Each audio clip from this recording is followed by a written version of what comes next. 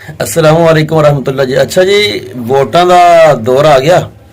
ਉਹ ਜਿੱਦਾਂ ਬਾਰਿਸ਼ ਪਵੇ ਤੇ ਕੀੜੇ ਨਹੀਂ ਸੀਜ਼ਨ ਦੇ ਹਿਸਾਬ ਦੇ ਨਾਲ ਬਾਰਿਸ਼ ਦੇ ਹਿਸਾਬ ਦੇ ਨਾਲ ਬਾਹਰ ਆ ਜਾਂਦੇ ਤੇ ਯਾਨੀ ਕਿ ਬਾਰਿਸ਼ ਪਈ ਤੇ ਆ ਗਏ ਬਾਹਰ, ਵਰਨਾ ਉਹਨਾਂ ਨੂੰ ਲੱਭ ਲੱਭ ਥੱਕ ਜੋ ਪਵਾਂ ਜ਼ਮੀਨ ਵੀ ਫਰੋਲ ਮਾਰੋ ਤੇ ਉਹ ਨਹੀਂ ਲੱਭਦੇ, ਪਤਾ ਨਹੀਂ ਅੱਲਾ ਜਾਣਦਾ ਕਿੱਥੇ ਲੁਕੇ ਹੁੰਦੇ। ਤੇ ਇਹੀ ਸਾਡੇ ਸਿਆਸਤਦਾਨਾਂ ਦਾ ਹਾਲ ਹੈ कि पूरा 4-5 साल जड़े इन्होंने लभ लभ थक जाते हैं बंदे इन्हों दरवाज़ों पर जाते, कोई इस्लामाबाद गया, कोई कित्थे गया, कोई कित्थे गया। हर बंदा अपने अपने काम में फसया। जो कोई किसी को मिल जाओ तो वह कहता जी कि नाम साड़ी हुण चलती नहीं जी, तो हालात बड़े खराब हो गए जी, सानू हुकूमत दिंदी कोई नहीं।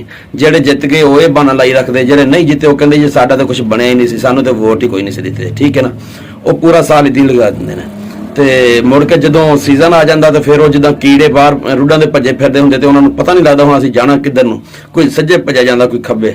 ਤੇ ਇਸ ਤਰੀਕੇ ਦੇ ਨਾਲ ਜਦੋਂ ਇਹਨਾਂ ਦਾ ਵੋਟ ਲੈਣ ਦਾ ਵੇਲਾ ਆਉਂਦਾ ਤਾਂ ਫਿਰ ਇਹ ਭੱਜੇ ਫਿਰਦੇ ਹੁੰਦੇ, ਕੋਈ ਸੱਜੇ ਜਾ ਰਿਹਾ, ਕੋਈ ਖੱਬੇ ਜਾ ਰਿਹਾ, ਕੋਈ ਫਲਾਣੇ ਕੋਲ ਕੋਈ ਤਾਜ਼ੀਅਤ ਵਾਸਤੇ ਜਾ ਰਿਹਾ, ਕੋਈ ਖਤਮ ਤੇ ਜਾ ਰਿਹਾ, ਕੋਈ ਚਲੀਸਵੇਂ ਤੇ ਜਾ ਰਿਹਾ, ਕੋਈ ਫੌਤਗੀ ਤੇ ਜਾ ਰਿਹਾ, ਕੋਈ ਜਨਾਜ਼ਾ ਪੜ੍ਹ ਰਿਹਾ, ਕੋਈ ਕੁਲਖਾਨੀ ਪੜ੍ਹਦਾ ਪਿਆ ਹੈ।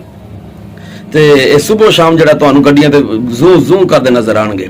ਤੇ ਇਹ ਜਿਹੜਾ ਤੁਸੀਂ ਆਪਣੇ ਆਪ ਨੂੰ ਅਸਾਂ ਖੁਦ ਕਮਜ਼ੋਰ ਕਰ ਲਿਆ, ਮੇਰੀ ਗੱਲ ਯਾਦ ਰੱਖਿਆ। ਠੀਕ ਹੈ ਨਾ, ਅਸਾਂ ਇਹ ਪਹਿਚਾਨਣਾ ਹੈ ਕਿ ਪੂਰੇ ਇਤਨਾ ਅਰਸਾ ਜੇ ਅਸਾਂ ਇਹਨਾਂ ਤੋਂ ਬਗੈਰ ਵਕਤ ਗੁਜ਼ਾਰ ਲਿਆ, ਇਹਨਾਂ ਨੇ ਸੜਕ ਨਹੀਂ ਬਣਾ ਦਿੱਤੀ, ਇਹਨਾਂ ਨੇ ਖੰਭਾ ਨਹੀਂ ਲਵਾ ਦਿੱਤਾ, ਇਹਨਾਂ ਨੇ ਬਿਜਲੀ ਨਹੀਂ ਲਵਾ ਦਿੱਤੀ, ਅਗਰ ਇਹਨਾਂ ਨੇ ਸਾਡੇ ਈਮਾਨ ਦੀ ਹਿਫਾਜ਼ਤ ਨਹੀਂ ਕੀਤੀ, ਇਹਨਾਂ ਨੇ ਕਿਸੇ ਮਾਮਲੇ ਵਿੱਚ ਵੀ ਸਾਡੇ ਹੱਕ 'ਚ ਬੋਲੇ ਨਹੀਂ, ਅਗਰ ਅਸਾਂ ਪਹਿਲੇ ਵਕਤ ਗੁਜ਼ਾਰ ਲਿਆ ਤਾਂ ਗੁਜ਼ਾਰ ਅਸਾਂ ਹੁਣ ਵੀ ਲੈਣਾ। इस वास्ते असां अगर असी खुद ही अपना वकार गिरा लिया, असी खुद ही गिर गए तो दसो सानू किहने चकना है। तो मेरी कौम मैं ये रिक्वेस्ट करना तुहाडे अगे कि थोड़ा जिहा तुसीं हथ हल्का रखो इन्हां नालों, ते तुसीं इन्हां नूं लिफ्ट ना कराओ तो ये आपे बंदे दे पुत्तर बन जाणगे।